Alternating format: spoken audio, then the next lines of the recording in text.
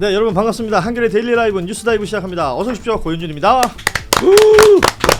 자, 반갑습니다. 목요일에 함께해 주실 세 분 소개해드리겠습니다. 먼저 JYP 박진영 비평과 함께합니다. 어서 오십시오. 네, 안녕하세요. 박진영입니다. 네. 김병기 원내대표를 개인적으로 비난한 적 없습니다. 원내대표 자리가 문제라고 계속 지적했습니다. 그렇죠. 네. 원내대표 없어지고 원내 총무로 가는 게 맞다라고 얘기하고 계속해서 주장하고 계신 JYP였고요.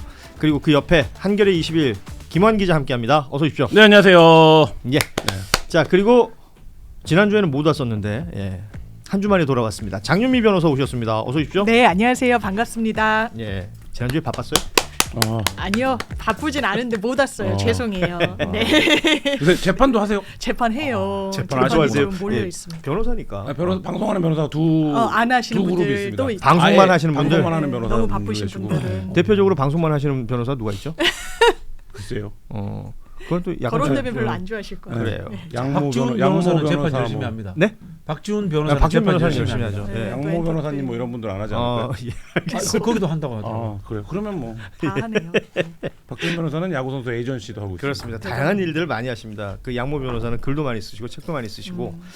자, 오늘 오후에 나온 속보부터 짧게 전해드리고 저희가 준비한 뉴스들 전해드리겠습니다.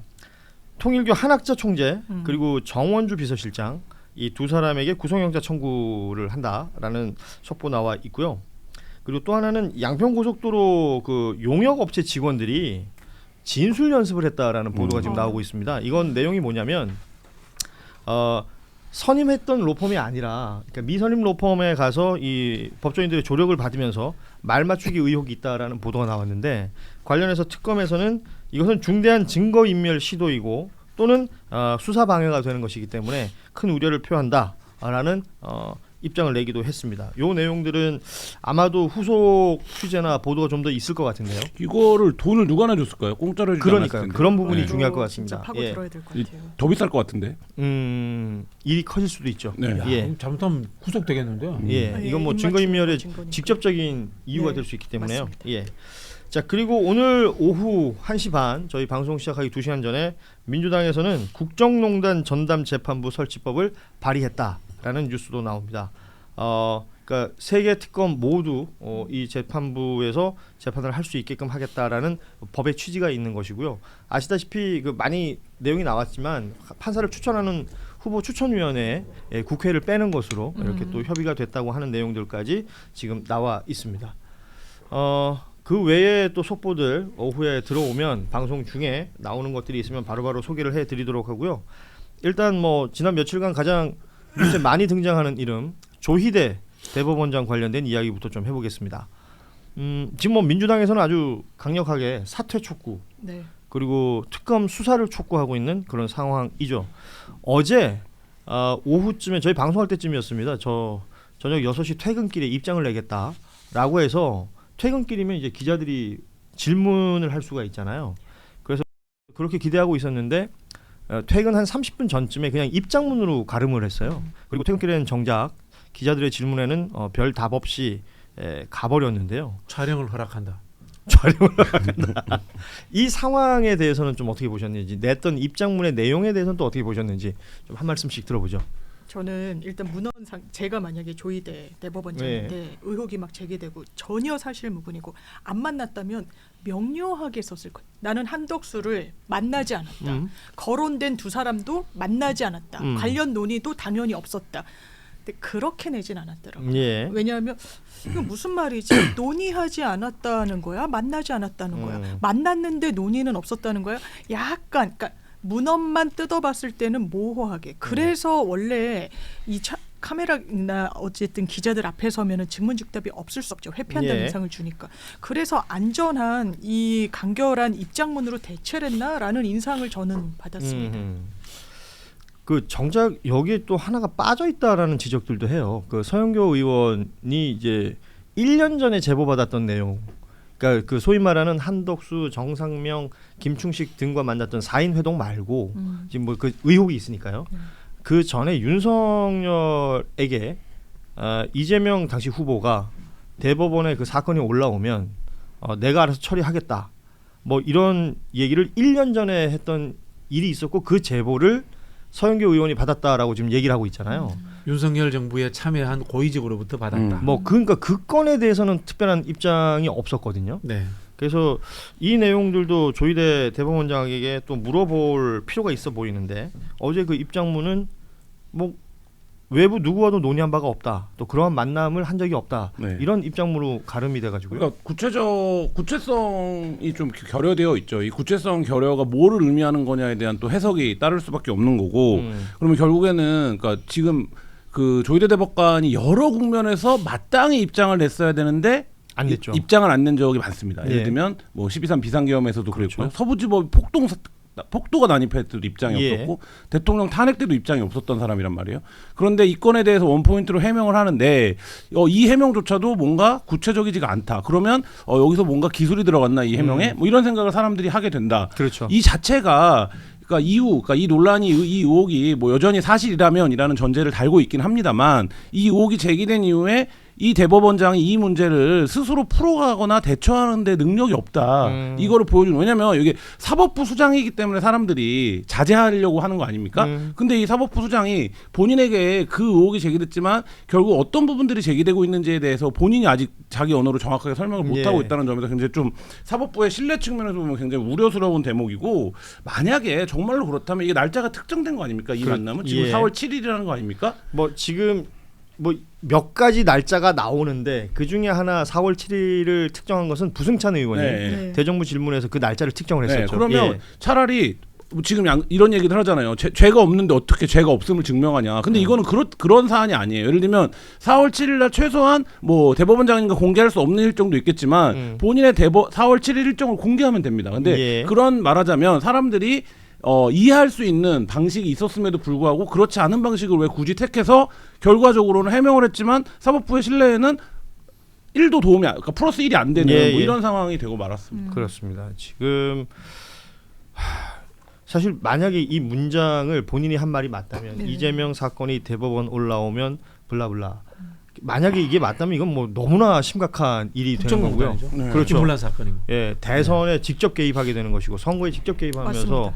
사법부가 해서는 안 될 일을 하는 것인데 그런데 그 정황에 대해서 제보를 받았다는 것은 민주당 의원들이고 서영교 의원 또 부승찬 의원 등이 직접적으로 거론을 했었고 정청래 대표도 억울하면 특검에 나와서 당당히 수사를 받아라 라는 얘기를 했습니다.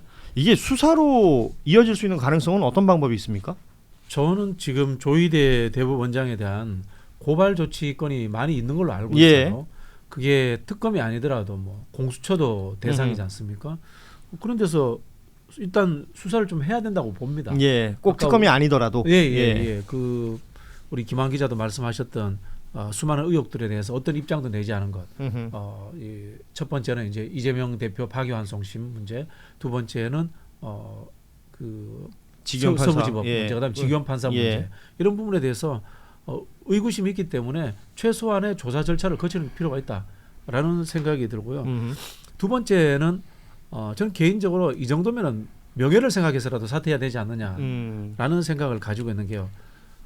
금방 이야기한 정치적 사건, 역사적인 중요한 분기점에서 법원이 어떠한 입장이라든가 그것을 헤쳐나가겠다는 의지를 표명한 바가 없습니다. 예. 그러다가 사법개혁 의제가 나오니까 여기에 대해서 반대하는 입장을 내요. 이건 뭐냐 그냥 이익 집단인 거예요. 예. 우리가 신성한 상권 분립의 한 축인 것처럼 본인들이 과대 포장하지만은 이 대한민국의 사법부의 수장이 이익 집단의 대표적인 이익 관철자처럼 보이는 것. 예. 제가 봤을 때는 적절하지 못하다고 봅니다. 그러면 사퇴해야 되는 수순 맞다고 봐요. 지금 말씀하신 것처럼 특검에서 수사받아라라는 그 정청래 대표 발언이 있었고 그 이후에 내란 특검에서 어제 브리핑을 하긴 했어요.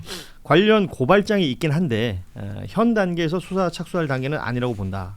그 내란 특검의 파기환송 관련해서 조희대 대법원장을 직권남용으로 시민단체가 고발한 내용이 있는데 이 부분에 대한 언급이었던 것 같고요.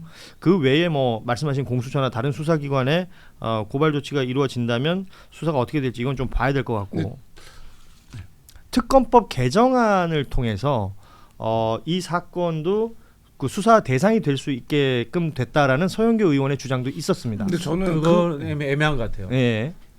우리가 이제 정치적으로 이 대법원의 그 조희대 대법원장의 이재명 대표에 대한 파기환송이 내란의 연속선상이었다라고 비판하는 것과 법률적인 한계와 규정을 정해서 내란이다라고 이야기하는 것은 다른 문제이기 때문에 저는 서영교 의원의 뭐 정치적인 메시지에 대해서는 찬성을 합니다만은 법률적으로는 채택되기 쉽지 않을 거라고 저는 봅니다. 네. 그리고 현실적으로 봤을 때 특검이 됐던 검찰이 됐던 현직 대법원장을 수사 대상으로 삼는다는 것 자체가 쉽지 그렇죠. 않다기보다는 거의 제가 보기엔 거의 불가능해요. 그러니까 가깝다. 87년 민주화 이후에 대법원장이 사퇴한 사례가 딱 한 번 있었습니다. 93년도에 김덕주 대법원장이 사퇴한 적이 있었는데 네. 그때의 과정과 지금의 과정을 견줘서 보면 그때는 법원 내부에서 이 문제가 이렇게 흘러가서는 안 된다. 이런 우리가 사법부의 신뢰를 회복하기 어려워진다라는 뭐 개인 비리나 여러 가지 문제들이 있긴 그렇죠. 했습니다만 예. 그게 포함이 돼서 법원 안에서 그 자정이 이루어지고 그래도 대법원장인데 이렇게 되겠냐라고 해서 정치권에서 압박을 본격화하기 전에 이미 사퇴를 해버렸어요. 그게 예. 말씀하신 뭐 정청 대표도 그런 취지로 얘기를 했지만 그게 명예를 지키는 그리고 어쨌든 사법기관의 수장으로서 그나마 사법기관을 살려놓는 길이죠. 근데 만약에 이게 뭐 법 개정을 하거나 입법을 하면 가능하겠지만 특검 수사로 넘어간다든지 아니면 다른 기관에서 수사하는 일이 벌어진다라고 하면 이건 단순히 조의대 너무 싫어, 조의대 미워 이게 아니라 이 기관, 그러니까 말하자면 그 대통령이 말한 권력 분립에서의 문제점들이 발생할 수 있거든요. 그렇기 때문에 그 전에 조의대 대법원장이 말끔하게 의혹 제기를 하고 국회의원한테 사과를 하라고 하든가 예. 아니면 본인이 자신의 거취를 결정하는 게 맞다. 그렇지 않고 이게 만약에 수사로 넘어가면 그 또한 걷잡을 수 없는 일이 되고 만다. 자, 지금 그 부분을 지적하시는 분들도 분명히 있습니다. 뭔가 더 명확한 증거가 있을 때 이 사법부의 수장, 대법원장에게 어떤 얘기를 해야 되는 것 아니냐, 네. 그 조치를 취하라고 얘기해야 되는 것 아니냐라는 목소리들도 분명히 있죠. 그렇기 때문에 이 뭐 취재의 영역도 이제는 벗어나서 수사 말고는 답이 있겠느냐라는 목소리들도 나오는데 지금 말씀하신 것처럼 수사라는 것 자체의 한계가 또 있을 수 있는 것이고요. 아니 근데 이거는 본인이 밝히면 돼요. 예. 예를 들면 4월 7일에 일정을 밝히고 지금 뭐 구체적으로 특정된 게 많지 않습니까? 근데 본인이 지금 아니라고 한다면 4월 7일날 점심을 어디서 먹었는지 이런 거를 이게 무슨 몇 년 전의 일도 아니에요. 네. 몇 개월 전의 일이기 때문에 본인 입장에서는 내가 그걸 왜 수치스럽고 모욕스럽게라고 생각할 수 있지만 이 문제가 사법부 전체 신뢰와 연결된 문제다, 직결된 문제다라는 인식을 기관장으로서 한다면, 수장으로서 한다면 충분히 할 수 있는 일이라고 생각을 하고 이게 이제 촉발된 과정을 보면 5월달에 한번 문제 제기가 됐다가 전국 법원장 회의하면서 뭐라고 얘기한 겁니까? 내란 재판 특별부하면 사법 독립성과 공정성과 정당성과 다 흔들린다, 체계가 흔들린다고 얘기한 거 아닙니까? 예. 저 이해 가요. 그러니까 예를 들면 그렇게 판단할 수 있다라고 봅니다. 근데 그렇다라고 하면 조의대의 이행위는 뭐냐? 라고 물어야 되는 거죠. 조의대의 이행위는 사법부의 독립성과 연결된 것이냐, 사법 정의와 연결된 것이 아니라는 거죠. 그러면 법관들이 만약 본인이 법원장 회의에서 했던 내용들의 주장의 정당성을 확보하려면 이 문제에 대해서 법원에서 얘기가 나와야 된다는 거죠. 근데 다 왜 침묵하고 있어? 그러면 국민들이 보기엔 법원들이 정치적으로 어떤 편향이 있네, 이렇게 받아들일 수밖에 없는 상황이고, 이렇게 되면 이 재판을 이제 말하자면 내란 재판을 하면 그 재판을 인정하겠냐 이런 논리인 거잖아요. 그렇죠. 그 반대 진영에서. 예. 근데 이렇게 되면 사법부 전체가 그런 혐의점을 갖게 된다. 지금 그런 상황까지 왔다. 그렇습니다. 이제 조희대 대법원장이 내놓을 수 있는 입장 혹은 해명 네. 이런 것들이 어제 있었던 입장문으로 충분치는 않다. 이거는 모두 다 공감하는 것 같습니다. 네, 예. 그럼에도 불구하고 저는 국회와 민주당이 이른바 전략 전술을 좀 유연하게 구사할 필요가 있다고 봐요. 아까 우리 김한 기자가 이야기했던 93년도에 김덕규 대법원장의 사퇴라고 하는 것은 법원 내부에서 김덕규라는 재물을 던져줌으로써 법원이 살고자 했던 거예요. 예. 나쁘게 말하면은 밖에서의 갈라치기가 성공했던 거예요. 그런데 지금 하는 방식들은 여차하면은 법원 전체를 적으로 돌릴 수 있는 거예요. 이런 상황에서 저 판사 중에 한 분이 이런 이야기 했잖아요. 내부망에 송승용 서울중앙지법 부장판사가 현 상황을 타개하기 위해서 대법원장께서 두 가지 필요 조건이 필요하다. 이재명 대통령 사건 전원합의체 판결과 관련된 유감 표명과 내란 사건 재판장의 윤리감사 결과의 조속한 공개입니다. 예. 라고 이렇게 이야기했거든요. 이 이야기를 민주당이나 국회에서도 물고 늘어져야 돼요. 즉 조의대 사퇴라는 최종 목표를 위해서 그냥 센터링만 뻥뻥 때리는 뻥축구를 할 것이 아니라 예. 이런 구체적인 사안들 또 있습니다. 뭐 대법관 늘리자니까 1조 4천억 들이자고 하지 않습니까? 예. 그리고 그들의 비리, 특권, 기득권, 문제점들 이런 것들을 구체적으로 파헤쳐가지고 국민 여론이 계속해서 환기될 수 있는 그런 작업들을 해야 돼요. 지금 말씀하신 그 코트넷 그러니까 네. 법원 내부망에 올라왔다는 송승용 중앙지법 부장판사의 글이 지금 많은 분들한테 회자가 되는 것 같아요. 네. 일종의 최소한의 조건, 그러니까 맞습니다. 필요 조건이라는 표현을 했습니다. 그러니까 이재명 대통령 사건의 전원 합의체 판결 관련해서는 유감 표명해야 된다. 이거 대선의 중앙에 뛰어든 건 맞다. 선거의 중앙에, 정치의 중앙에 맞습니다. 뛰어든 게 맞다라는 취지의 얘기가 있었고, 내란 사건 재판장, 이건 뭐 지기현 부장판사를 얘기하는 것이겠죠. 이 판사의 윤리감사 결과를 조속하게 공개하라. 맞습니다. 여기서부터 시작되는 것 아니겠느냐. 그러면 사법불신이 지금 여기에서 출발하고 있는 거고, 저는 그래서 국정감사 이 국면을 잘 활용해야 된다라고 생각하는데, 아마 수사하는 건 말씀 주신 대로 짚어주신 대로 어려울 거예요. 현재 네. 대법원장이에요. 그런데 대법원도 피감기관 아닙니까? 보통은 대법원장이 인사만만 하고 퇴장한다고 하더라고요. 보통 그렇죠. 그리고 그렇죠. 법원 행정처장이 대부분 그렇죠. 처리를 다 하죠. 예. 하고, 근데 대법원에 가서 이제 국정감사는 진행하고, 그러면 그걸 왜 퇴장하게 둡니까? 이걸 증인으로 채택을 해서 거기에 대해서 묻는 거예요. 왜냐하면 이게 외부에서 국민들이 제기하는 문제의식도 있지만 법원 내부에서도 왜 이렇게 법원을 망가뜨렸냐는 울분이 있는 거예요. 제가 법원에 굉장히 오래 계셨던 분이 되게 거칠게 비판하시는 거 봤어요. 이 네. 파기환송심에 대해서 그렇습니다. 법원을 망가뜨렸다는 데 대해서 침묵하고 있어요. 지금까지. 그러니까 누굴 만나서 그런 거 아니냐라는 게 오히려 설득력을 얻으면서 날짜까지 회자되는 거예요. 거기에 대해서는 직격해가지고 반박했다고는 보여지지 않고, 그러면 어떤 수준이 남았을까? 수사까지 가기 전에 단계가 있으니까 활용해야 된다고 생각합니다. 지금 정청래 대표가 예. 이렇게 강하게 나오는 것은요. 혹시라도 이 전원이 아닌 직접적인 증인이라든가 뭐 녹취, 문서, 뭐 문자 예. 같은 이런 증거를 가진 사람이 있으면 제보하라. 예. 그런 취지도 저는 포함되어 있는 것 같아요. 그 송승용 판사의 그 글 중에 좀 인상적인 문장이 하나 있었는데요. 어떤 경우라도 법원의 판결이 성역으로 남을 수는 없다라는 문장을 썼더라고요. 맞습니다. 그러니까 결국은 대통령이 말했던 국민 주권과도 연결되는 지점인 것 같습니다. 사법부의 독립을 얘기하는데 그 사법부라는 것 또한 국민에 의해서 권한이 주어져 있는 것이기 때문에 이 부분에 대한 뭐랄까요, 성찰이랄까 이런 부분이 포함이 된다면 뭔가 솔루션을 찾을 수도 있을 것 같다라는 생각이 들고요. 오늘 사법부가 그동안 없었던, 이거 참 공교롭긴 한 것 같아요. 그동안 없었던 반응과 리액션을 내놨거든요. 그렇더라고요. 예. 특검 사건에 관련해서 판사들을 충원해주겠다. 일반 사건 배당하는 내용들은 좀 조정하겠다. 또 형사 법정을 증설하겠다. 더 만든다는 얘기죠. 그리고 서울고법과 지법에 재판 중개 준비팀을 구성하겠다 등의 방안을 제시했습니다. 그리고 지기현 재판부, 형사 25부죠. 여기에 대해서 법관을 한 명 더 추가 배치하겠다 등의 방안을 내놨는데, 결국은 내란 전담 재판부 얘기가 나오니까 이런 반응들이 나오는 것 아니겠습니까? 그리고 결국은 전현희 최고위원이 했던 말이 정답이에요. 우리 국민들은 지기현을 신뢰하지 않는다. 일단 그 날짜를 시간으로 바꿨죠. 예. 그리고 현재 지기현이 처한 신분 중에 하나가 내란 특검에 의해서 수사받는 대상이에요.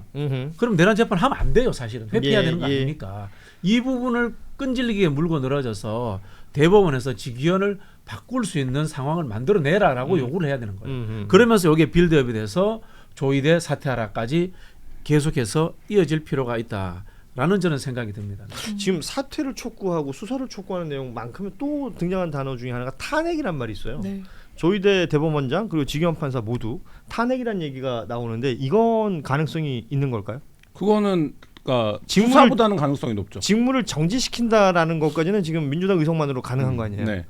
그러니까 민주당의 선택인데, 그래서 지금 국민의힘이라든지 법원 일각에서는 그 얘기를 하는 거 아닙니까? 예. 그러니까 권한으로 할 수 있는 일을 해라. 그러니까 그럼 탄핵을 해라. 탄핵을 하면 그거에 대한 평가를 받고 그거에 대해서 정치적인 어떤 책임도 지는 거니까. 그러니까 저는 그 지점에서는 민주당이 그거를 좀 정돈할, 메시지를 정돈할 필요는 있다고 봅니다. 그러니까 예를 들면 그 지기현 탄핵 얘기가 나온 지도 지금 수개월이 지났어요. 그러니까 예를 들면 근데 그것도 못 하는데 현실적으로 보면 대법원장 탄핵을 갈 수 있는 거냐, 그 자체에 대한 또 정책 평가가 어떻게 질 거냐 이런 게 있는데, 예. 지금 그래서 계속 강하게 얘기하지만 결국에는 해법은 자진 사퇴해라 밖에 없는 게 아니냐, 뭐 이런 지금 그 시각도 있는 거거든요. 그러면 이런 데서 그래서 그 사이에서 민주당이 오늘은 이 얘기하고 내일은 저 얘기한다 이런 이제 평가가 나오니까, 그러면 정말로 이거에 정말 그렇게 중요한 일이고 정치적인 영향을 걸 거면 그 부분에 대한 좀 입장 정리도 필요해 보인다. 그러니까 탄핵은 말씀하신 대로 할 수 있죠. 예. 탄핵은 전략적으로 못 갈 거예요.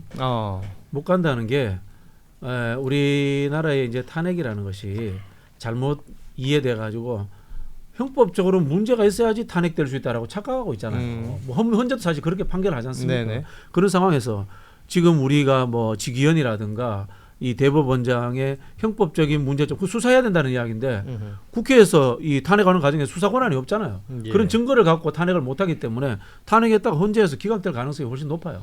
그런 부분에 저는 탄핵은 전략적으로 가지 않을 것이다라고 보고 자꾸 제가 조언 드리자면은 비리, 의혹, 특권, 기득권, 사법개혁의 구체적인 내용들 이런 것들을 가지고 중간에서 흔들리는 판사들이 나오게 만들어야 돼요.